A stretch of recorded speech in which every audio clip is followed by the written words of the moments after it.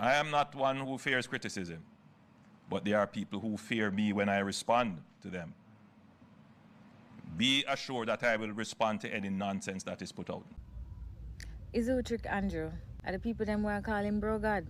Jamaican people put politicians on a pedestal. You've made them celebrities, and now they think that they're more powerful than they actually are. Wanna take it so far that wanna start to call them God.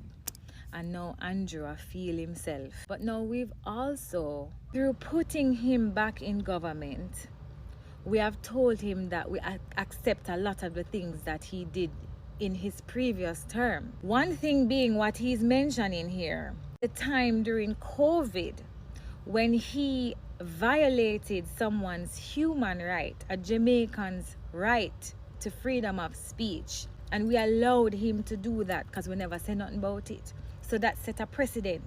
So him feel like say, him can threaten us because we had nothing to say about it. And this is the problem with us not saying anything, not speaking out when these politicians do and say certain things, because it make them feel powerful.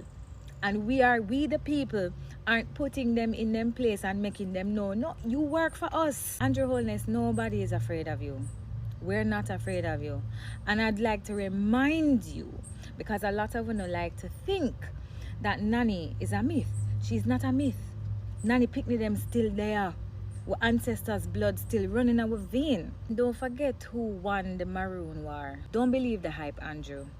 A lot of us are here, are quiet, but we're not sleeping. And we will do what we have to do if we have to go up against the system. Our ancestors them do it already and we can do it again. Don't pass it.